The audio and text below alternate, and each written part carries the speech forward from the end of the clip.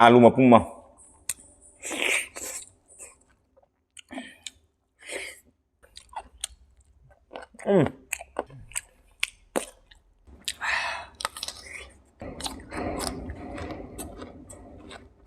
हुई तू सक्तू वाइना कभी मैं थारा लो रहा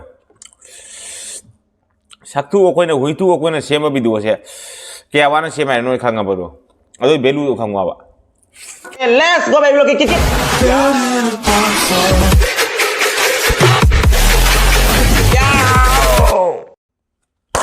Hai mea itu mentang sih ono video ang pudun las dengan sih kali matan sana itu mea mieng tapi nasi kita matan makan sih kita mau jadi ko asik sih kau damalu thong mau jadi asik damalu thong mau mahi jadi asik yang cak mer mau jadi yang cak iro mau jadi asik blending ngau mau jadi berry ngau mau jadi cik nawe itu sih kau na thabi jadi asik thabi jadi sana khok pore sana khok tapi itu pore asik papar jadi asik ni masih kita matan saya tu mea sah bahwa betul kan let's go belok kikit ya betul kan sah betul betul ko chắc làm thế cái dầm nào ngày xí video đi एकदम hai cái nào đấy ngày xí video sẽ đi cancel ngắt tăng ai đấy đó các bạn hay đi khăng cái mày làm đó mobile stand ai mobile tham mi xe hajik tham mi xe jam phim jam lu không tham mi hajik ai table cái liang bây giờ liang bây giờ mobile cái ta nó phụ hai tụi mi khi tăng mang đây na mobile setting đâu mà tầm đó mobile tham mà khoa setting đâu mà tầm đây cái stand tiếc cái mobile tham cái đó bây cái tripod setting đó cái stand tiếc cái hajik mobile से glass tham mi glass का कोई सिंग का तौर पर चप्पा का tham का hajik mobile से camera focus तौर में हाई ता camera का पाई में हाई ता रे ring light सु तार ना ring light कोई light का पाई बर ring light सु तार ना ring light सु पुखाई रहेंगे सी अमुक ता पुण्य ता की भाई ता चाक पुखम में ता हाउ ता भाई से नी वाली बा कारण की बोर्ड अमसु ले कारण की बोर्ड सु लोई ना पुण्य ता बा कोई की ring light mobile कारण की बोर्ड असे अमुक ता लोई ना पुण्य setting चा हाउ ता बदन अमुक ता दम लौंग ता ना दो video सेम दिंगे देने ना setting तो बदन लोई ता ना अमुक ता पुखाई है पुखाई बदो ring light की कहनो सु का ring light की कोई की ता ना पुखाई रे ring light ता ना पुखाई बस कहनो जाऊ दे कोई मथा की ring light की माई cover दो चखरे रोई ना दो पान बजा दे दो हाई ये कोई repairing तो उजा पर जेंगे जादर करे ना वो ले इधर बनी mobile बुड़ी कहीं हाउ दे अदो कहीं हाउ दे भाई देखिए सी फना वान तो ना कोई video में सेम के होना री हजी थमी से की mobile थमी से जी mobile stand वो इसे कहनो तो नहीं glass की मथा तो mobile ले रहे अदो कहीं निंग मांग कहनो ना इसिंग बुतो ना चप्पे गए कारण की बोर्ड पुखाई कारण बोर्ड पुखाई बदन डायरेक्ट मरी सम्मगा तो माइन तो ना रिंग लाइट से मई लौरा तो कापी रिंग लाइट से डायरेक्ट हजी हांगदो कनी सेम से रिंग लाइट से कहीं हजी माइ मथकी कवर जाउ दरे हजी पूरा माई केनो से मई मंगान से फजना मिट फूरे है जंग जंग लाउ फूरे हजी माइ मथकी केनो कवर जाउ दरबन हजी कैमरा कमाई ओइदो खंगदे माइक से सदिए सत्रई जो खंगदे माइक की पाली नो मोबाइल री सपोर्ट ओइरिया ना दुम उथोई मोय हजी दो हयंग आइना वीडियो सेम्बल ओरगा आइना कमाई तो बतौ दो दे दुम जेंगा के हाइतारे इसिंग ग्लास के लेजरे उररो मत केनो गसी जाम सेम से जाम वारे फिवम से चार में हंग दो करी हाउनी दुम चा चाना वरी सना के ngasi ge wa basi kari hauni jam ware hai tare damalu gi mahi se le jere ko damalu gi mahi ju se le jere ngasi jam wa na video sem dori ngasi tawi se damalu na se le jere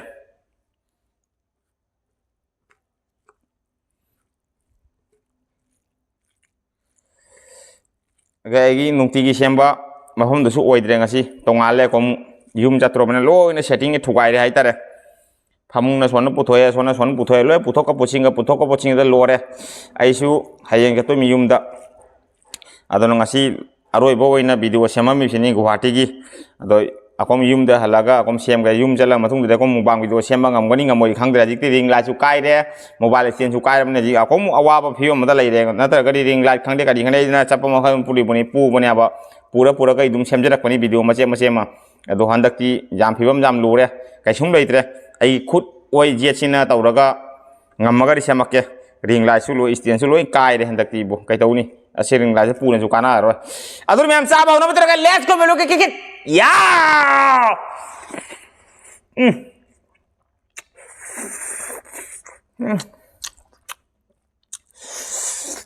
लैत्रे मा हावरे भजना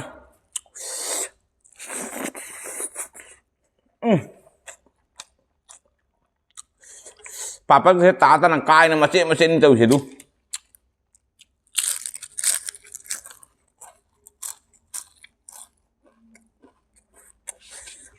intro तो पापा ने हाय उधर माने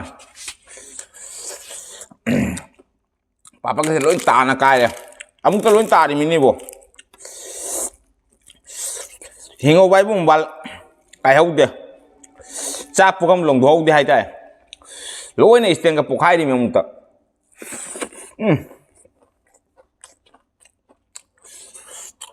ꯌꯣꯡꯆꯥꯛ ꯀꯣꯠꯅꯕꯩꯒ ꯂꯩꯇ꯭ꯔꯦ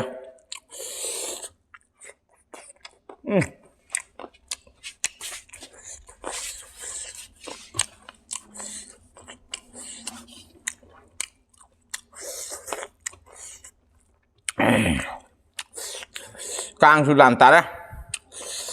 ꯁꯤꯕ ꯉꯝꯃꯤ ꯃꯈꯩ ꯀꯥꯡꯁꯤꯗ ꯊꯥꯍꯧꯗ꯭ꯔꯦ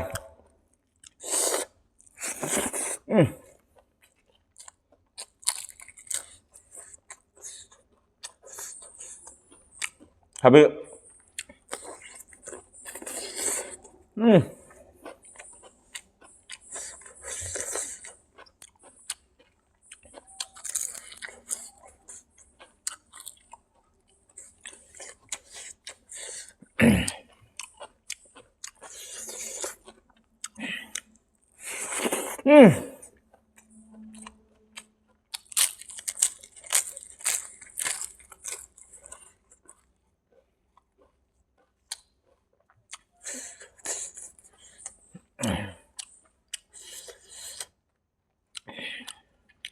ꯃꯌꯥꯝꯗ ꯎꯊꯣꯛꯑꯝꯒ ꯑꯃꯨꯛꯇ ꯅꯠꯇ꯭ꯔꯒꯗꯤ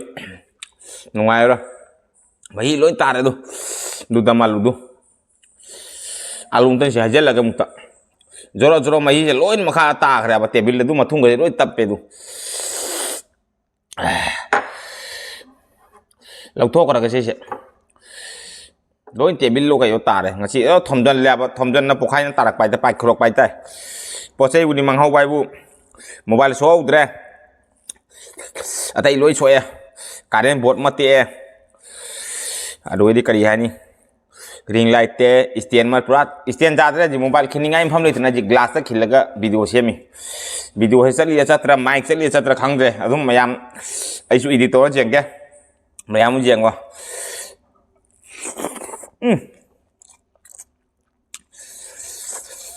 ꯑꯗꯨ ꯗꯝ ꯑꯥꯂꯨꯒꯤ ꯗꯝ ꯑꯥꯂꯨ ꯃꯄꯨꯝ ꯑꯃ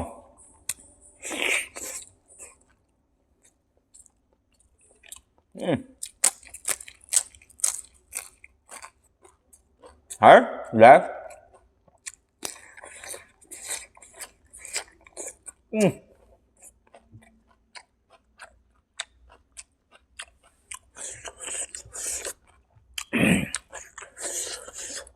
ꯌꯨꯝ ꯆꯠꯂꯝꯗꯥꯏ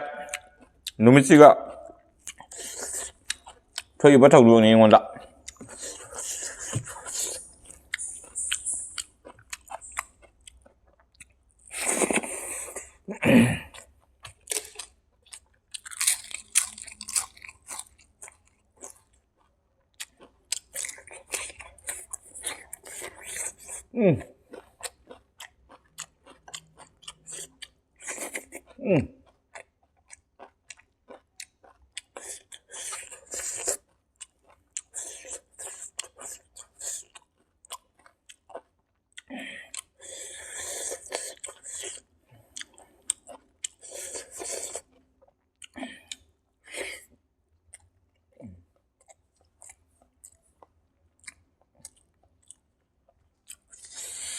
이sin take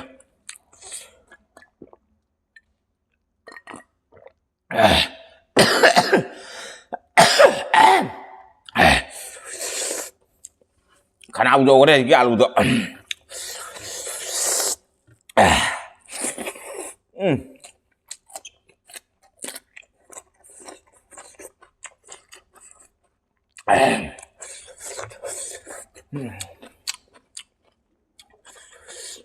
Beri ngobak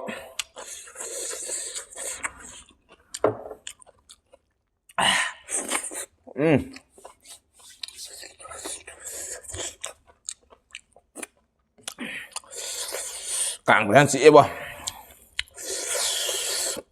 mà bạn xem mình video hay lỗi này cài đây tuổi đây ngasih di bò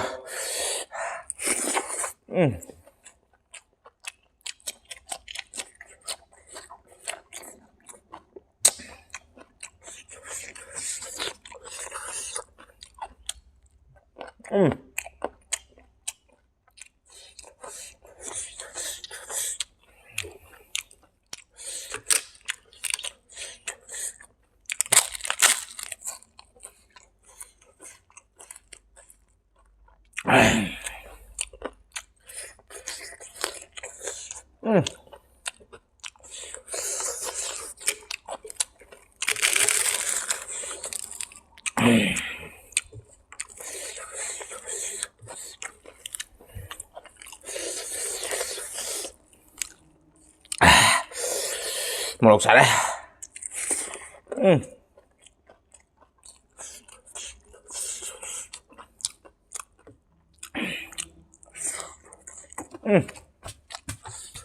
에, 살다 반지.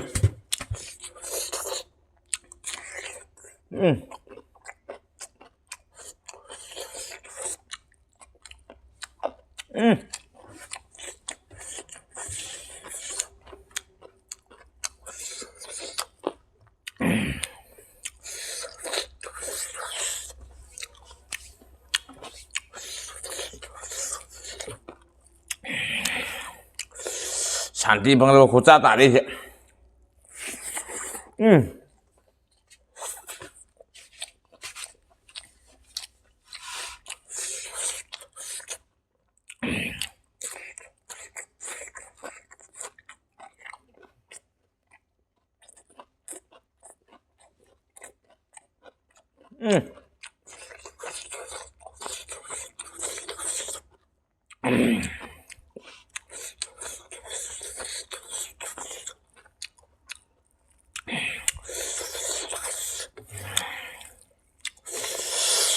잘해.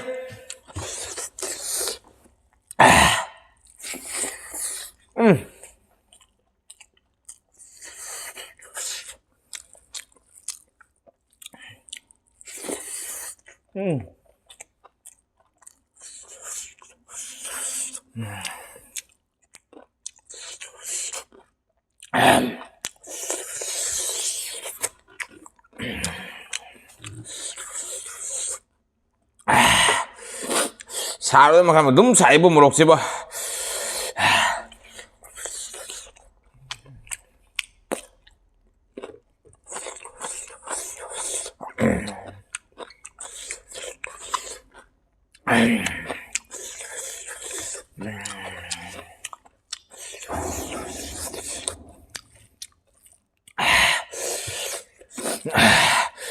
잘해.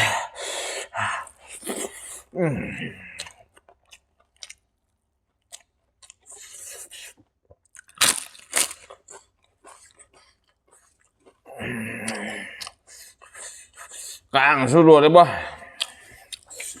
cái đang tha rồi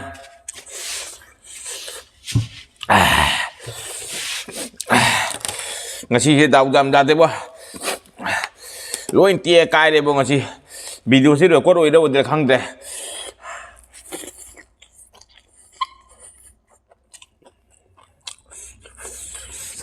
dùng chạy luôn mới sẽ giảm sẵn sàng đấy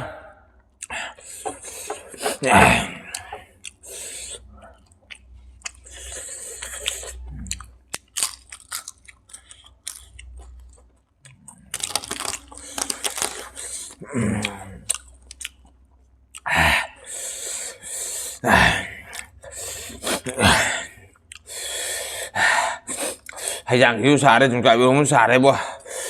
phụ chất lên phải đánh này chứ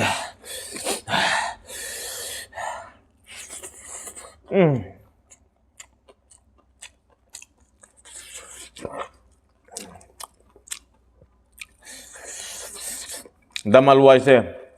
alum mapum bum thong một damalu thôi các bạn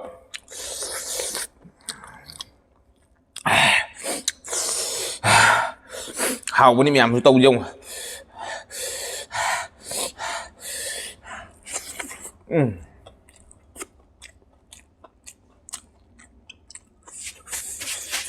너무 좋다리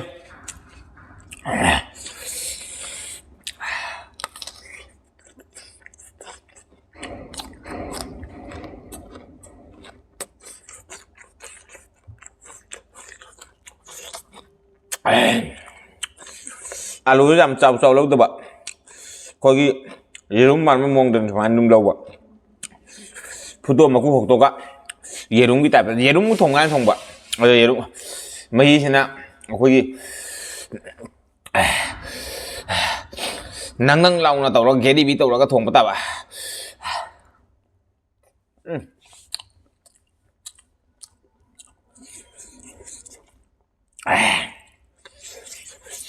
Bapak saya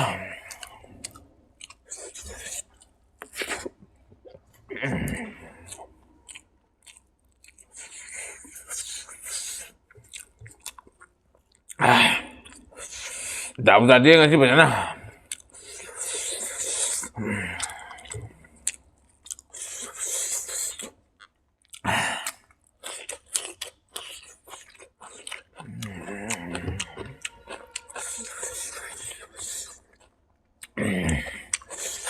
Một chúng mày có lẽ để có đội đâu ở đây thằng đây hình là sẽ mình tập phụ trợ lại tại mai thì có ba lối chuyện nó phải thua bên nha mình tại đây phụ trợ lại chứ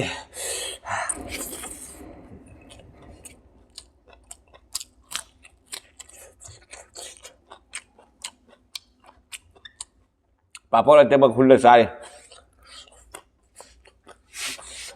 lối ba thùng cho hết rồi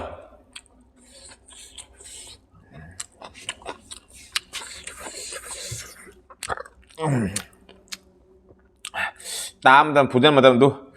hay giang gì mày hi liêng hay giang mày hi lối hay đúng cái gì tôi chưa bà nó chỉ đầu ấy bu đầu này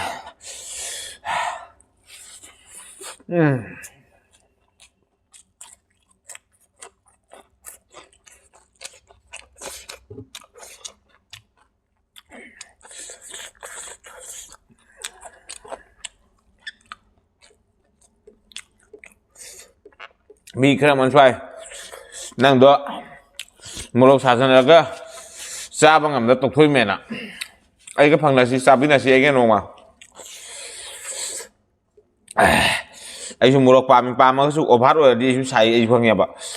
hiện giờ lúc bay tay nông mà đi sa tôi mình nông mà đi vắt tôi mình isan thong cái số đó đi nhiều nông ti cái gì mà nó level phụ bên ngầm đẹp cái số đó cái gì nó iso cái lian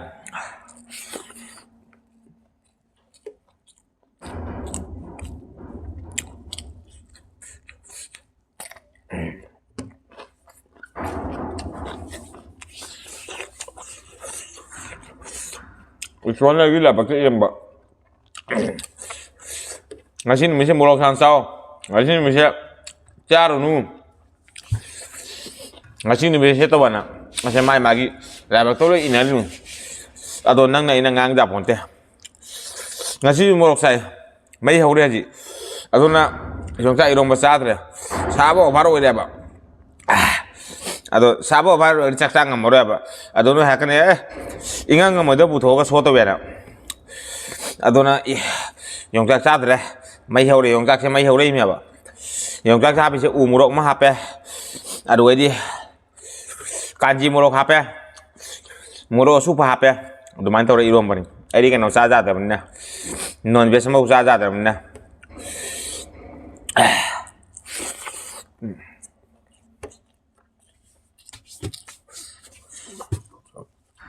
Cá lùa đấy bố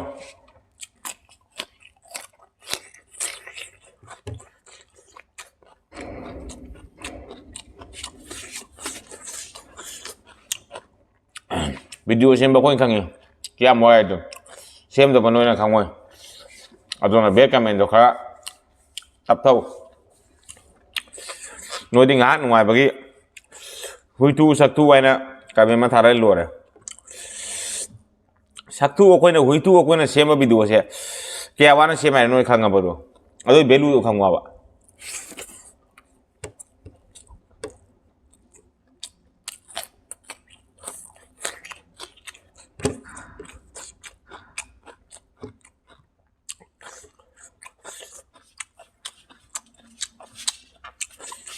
ra lùa đấy mà khai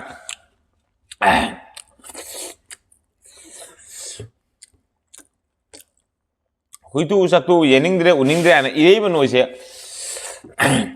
noi tamai lai to kai tamai don hani to nan ju haira ga ingona irei mi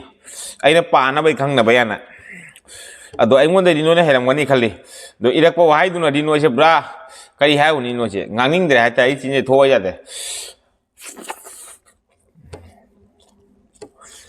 나사는 이래보 하이든 사나 빠라가 좀 민고나 다 중요하다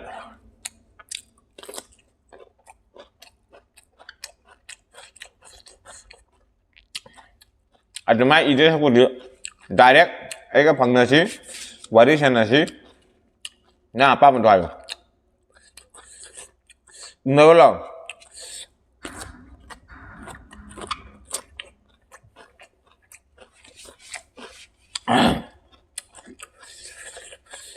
mà thâu đây từ ra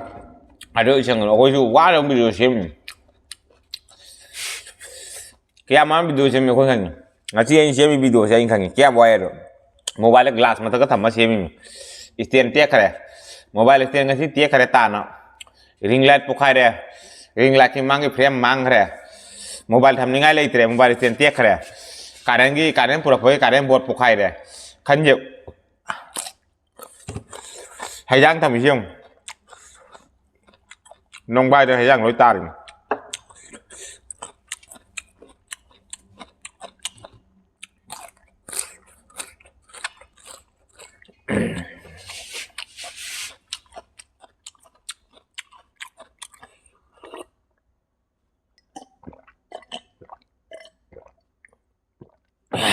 Aduh mi am saab sul lor mata inda video channel to video yang menu ada ke like share comment to boka bikan channel sira uncang basina aku like kan channel se subscribe to mutana bell icon ke tang lalu boka bikan aduh song mi lakte ke ge no video thang boni kete ni kenapa aduh tum channel subscribe to mutana bell icon ke tang lalu boka bikan hari yang jadi bai sister brother mi am wani ngale te beblong thakat tari mayam si video ke video sibu sasar lalu kan chat to view ache har ka mi am kai da be thang lo dire ke ngachi ki belo ki dire ke next video dong phang la chi ngachi ki bye bye